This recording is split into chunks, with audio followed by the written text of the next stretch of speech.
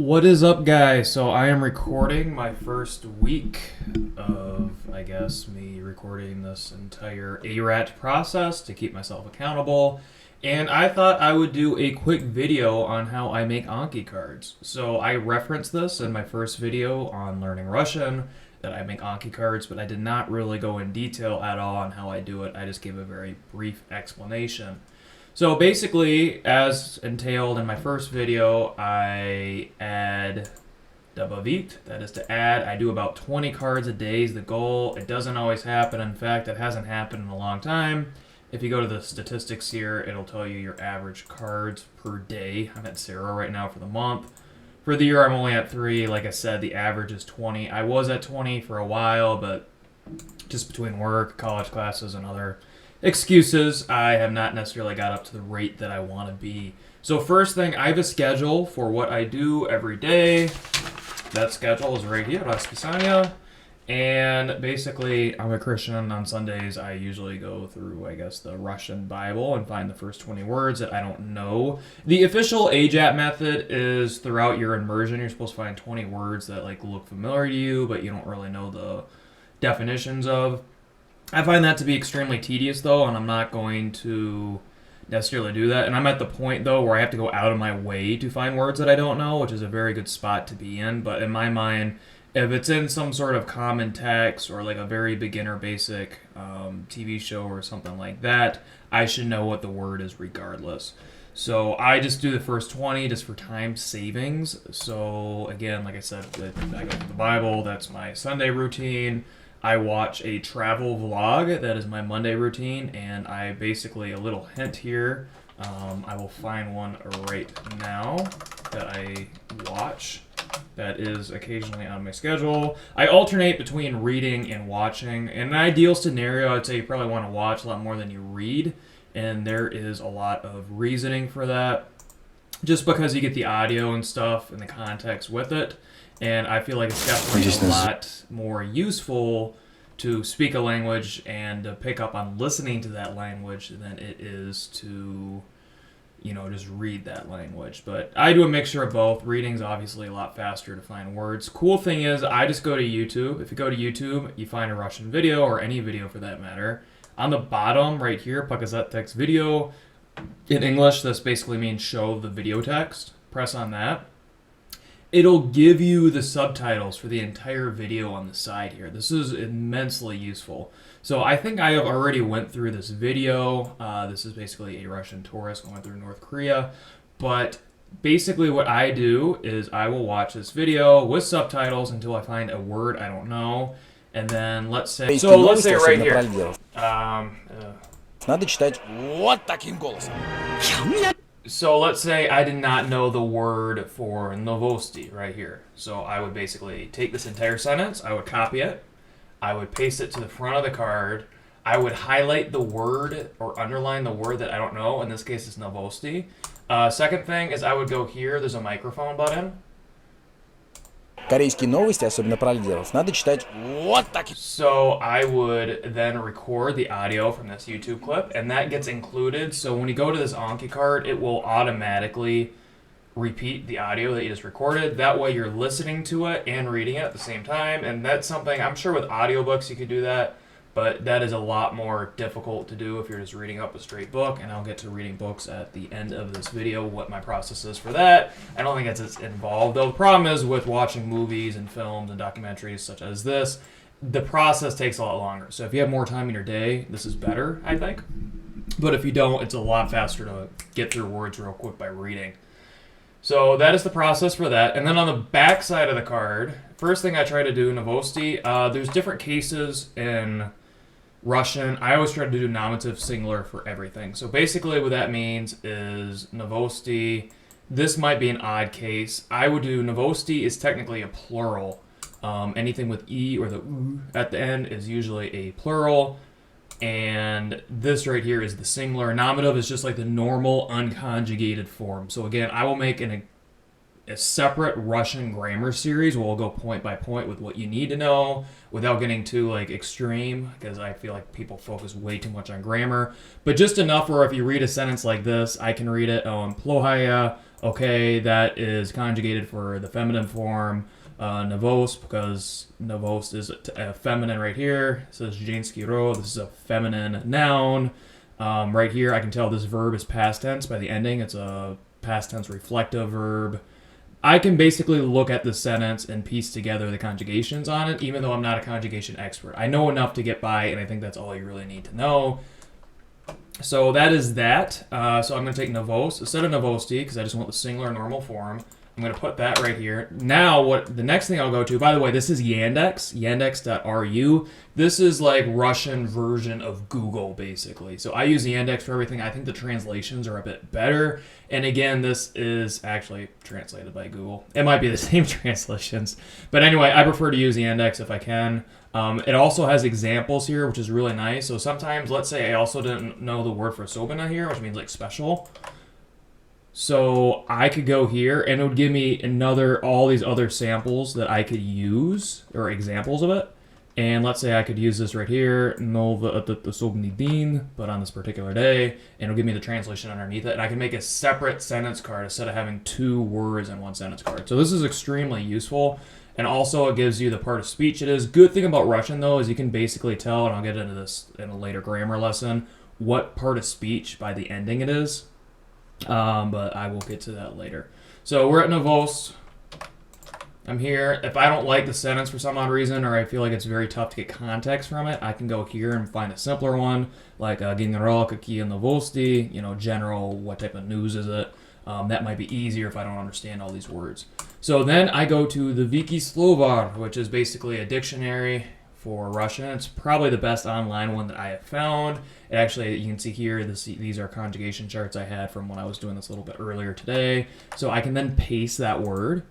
And the cool thing is, if I remember correctly, even if I paste the word, if it's not in its original nominative singular format, it will still show up here that way. And it'll have all the conjugations here, so I know what to look out for. These are all the same words, just different conjugations. And then it will give me definitions. So the tough thing is with nouns, and this is something Matt versus Japan has spoken about in the past, and I strongly recommend that you watch him if you want some more information about this. He gets into way more detail than I do, granted not specific into Russian.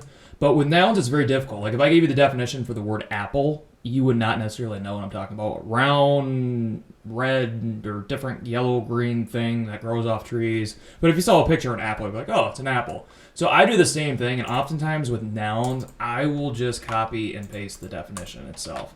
Because it's easier for me to remember news than it is to try to remember some of these, like not long, something that is well known that has not happened long ago. Like that's basically what this definition says. It'd be a lot easier for me just to read news. I guess if you really wanted to go completely English free, you could find a picture of like a newspaper or something. But I feel like that would be a lot more difficult to do, and you would not get through as many cards. And at the end of the day, my goal at least is to get 20 a day. The whole AJAT method is to get up to 10,000 cards. I'm at like 6,500 right now. So that is what I would do for a normal one. Let's say I want to do a verb. Like I said, Russian's kind of cool in the fact that you can tell by the ending what part of speech something is. So since this ends with a T and miyaki znak, which is like the soft sign, this is an unconjugated verb, which is absolutely perfect. So if I did not know what the word for chitat was, which means to read, I could take that, copy it, paste it here. Again, it's going to tell me to read. Go here. I do not want the underline. And because this is a verb and not a noun, I feel like the definition we would get would be way better. So I would find the best definition that you can resonate with, not necessarily the first one. So this means like to perceive, vision, to perceive something written, basically is what this says. So I think this would actually be a good definition right here. Actually, second one might even be better to know, find out how to perceive something written or something written on text. So this would be a good definition. I already know chitat, so I'm not going to add this to my deck. But if I was going to, that would be my definition for it. So this is exactly how I make cards. Now, when I'm reading books, I have basically a list here of what I do. So these are the vlogs that I go through. I just showed you how I do those. But if I was going to go through books, for example, I use a website called LitRes. If I can go online here. And the cool thing is, especially after sanctions, they still take Western cards. I don't know what they do or how they do it. But anyway, you can log in here, and I'm not going to log in right now, but some of these books are dirt cheap. I know I mentioned in the first video you shouldn't have to pay anything to learn a language. I completely agree with that. That being said, though, some of these books are only like $1 or $2. You can buy an entire series for like $5, and they have audiobooks as well, which is extremely useful. You can highlight on these books and stuff. You can download the PDF, which is what I usually do. On top of that, a lot of the older books are actually completely free. So right here, subscribe for 0 rubles. For the first month, so I think this is their like subscription Amazon Prime version. But I would extremely recommend getting LitRes, even if you just download the freebie books. A lot of them are like biographies and stuff. It's still enough to learn a lot of the language. So when I go through with books, here's a PDF that I downloaded, and basically I have the page number that I left off at and a notepad file here, and you can see like page 30 out of 753 or whatever. And then I will go to that page, and again, like I said, I usually do the first 20 words that I don't know, which is getting more and more difficult for me to do, which is a good sign. That means I'm learning the language. Cool thing about books, though, is a lot of advanced vocabulary. If you got to the point where, for me, I mean, I could watch this video for like 20 minutes, and I might pick up like 10 words. So if I read a book, though, I might get 10 words in 5 pages, so it's a lot faster. So I feel like once you get more advanced into the vocabulary, you can pick up a lot more words per minute by reading a book or listening to an audiobook than you would just by normal TV, if that makes sense, or videos. So basically, let me just find a random sentence here. Let's say I did not know what the word слышу is. So that's the end of here. Мне показалось, что я даже слышу. So I would copy and paste that. Again, I would add that in here. Слышу. So that means to like listen. So then I would go back to my Yandex. Слышу. I hear. I would take, again, the nominative, like the normal unconjugated version of this. So this is conjugated for I or ya. That's what that U is. Again, I will get into Russian conjugations and verbs and all that in another video. So I would copy that there, and then again, I would go to the dictionary. I would try to find a definition which I know. And by the way, if there's some of the words in this definition that you don't know, like let's say I don't know what Vosprenimat means, I could literally copy that, paste it in here, perceive. I could find a definition here, copy, paste, and I can make another card for understanding the definition as well. Because there's a bunch of weird dictionary words that you're not going to know when you first start making the monolingual transition. And I would try to do this as fast as possible. You're not going to know all these words up front. I would say as soon as you finish like your textbook training, which I outlined in the first video in this series, I would move on to doing, once you start doing ANKI, you should know enough words or you should be able to piece together definitions. And if you don't know all the words for the definition, like I know all the words for this definition right here, but if I didn't, I would copy and paste these words into Yandex, and I would find these example sentences, and I would make flashcards for that. So the idea is, I would say after a few weeks, all these weird dictionary words, for example, the last definition, Vosprenimat, was also there. You might not hear that in audio, because that's kind of like a weird definition word, but if you read the dictionary, it happens enough times where you're going to remember it fairly fast. So that is my recommendation, just get rid of English like as fast as you can. You don't want to have to rely on English when you're learning a foreign language. That kind of defeats the purpose, to be honest. So the first definition here, I feel like, is actually pretty good. This is basically to know the way of perceiving sounds, to be able to hear, basically, is kind of what it says. So, and again, if I have trouble with the definition, there's nothing wrong with me copying and pasting it. I have the ability to perceive sounds, so it's literally what I just said. Then I would add that right here. Again, I already know what this verb means. This is just for an example. Other things that I like to do, so let me get rid of this here. After a while, if you get a card wrong enough times, it turns yellow, as you see here. So basically what I do is, this is ANKI telling me that, hey, the sentence card, evidently the context isn't good enough, or something's going on, I don't remember it enough. And this is a normal thing. I wouldn't freak out when this happens to you.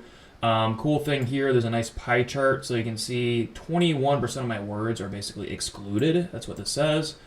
And what I do, I used to go back through and try to re-include them every time, but that kind of defeats the purpose. I wait until in my immersion again, whenever I'm either watching videos, like I said, I have a schedule where I kind of try to alternate between watching videos, reading books, trying to get as many different sources for words instead of just one source of words. If I watch nothing but travel documentaries, I'm only going to know travel words. I want to know the language fluently. Sometimes I watch, I might read like a mechanical book. I was doing the periodic table, all sorts of weird stuff, just because I want to know the full vocabulary, and that has helped me out.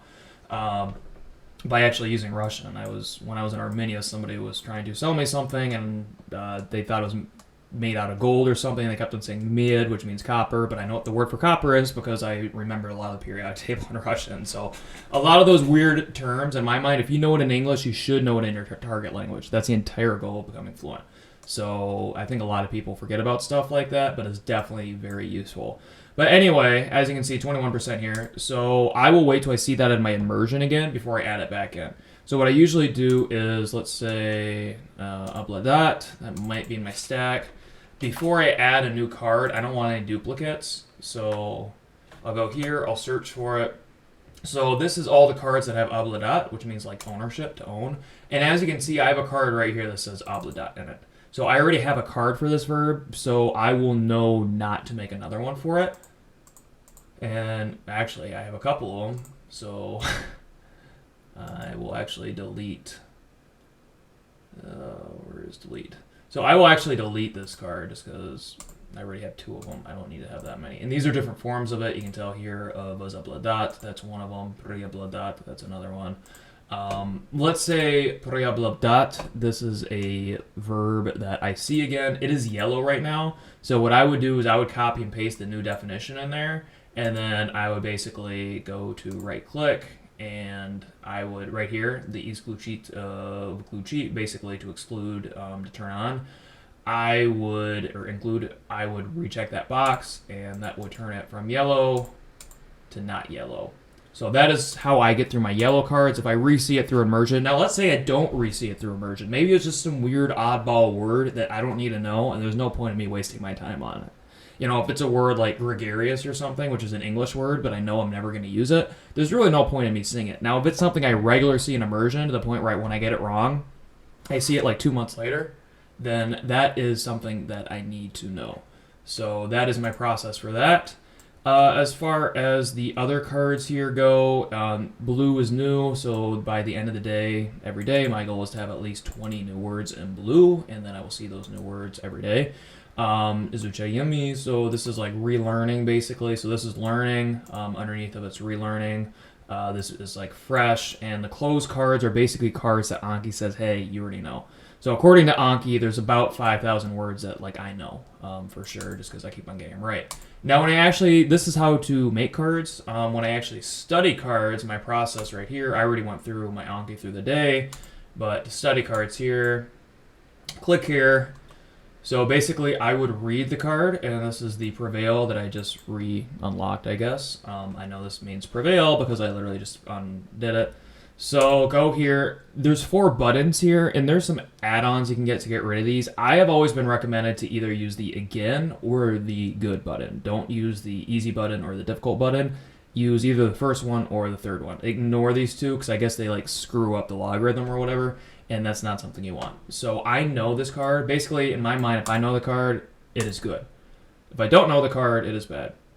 So this card right here, let's say I do not know this card. So this is one that basically this is like yeast pretty much. This is a noun, but the definition I thought was pretty recognizable, so I decided to keep it. Again, I'm going to go Snova again. So obviously this is the last card. I know it now, so for the show. It is good. So you will notice though, when you have a new one, see how that card is blue? You have to know it twice. So it'll give it to you once you get it right. Later on, when you're doing your studying, you'll see it twice. Basically, once that card gets through that process, then that doesn't happen again. Once you get it right once, you don't see it again for the rest of the day. So that is pretty much it. There's all these weird settings you can play with. Here's the parameters for it. I do have a limit on mine on how many cards I can see every day. I think it's like 250 or something like that, because after that it gets excessive. And again, if you want to see more details on how to necessarily use Anki and get it weird into the settings and stuff, Matt vs. Japan is a channel I would strongly recommend. Actually, a lot of this is kind of based off of his content, but nobody that I've seen has really like done it specifically into Russian. So that is pretty much it. That is how you use Anki. That is the full ARAT, all Russian all the time guide. Like I said, I changed the resources. For example, if I was just going to read like the Bible or something, I would only know biblical words, and I might not even know how to order a bus ticket or something when I get to Russia. By switching between different resources, for example, like travel stuff, or if I watch the news, sometimes I'll read like news articles and I'll add like, political jargon or world jargon or stuff like that in there as well. just watching normal TV shows, drama, stuff like that. YouTube's a very strong resource, A, because it's free, but B, having all this on the side, which I can literally copy and paste, and then I can literally record the audio right on the spot, is extremely strong. And honestly, if I was relearning, I would not even necessarily start with the books, because there's going to be a lot of weird, wordy words there that you're not going to really use too much in real life. And I would just go straight to watching videos. I would go to YouTube. I would find the top Russian channels or top channels that have Russian subtitles, preferably that are dubbed, or else it kind of defeats the purpose. That way you can record the audio, copy and paste the subtitles, bam, and then you're getting immersion through your Anki as well. So that's pretty much it. Thank you for watching, and I appreciate it.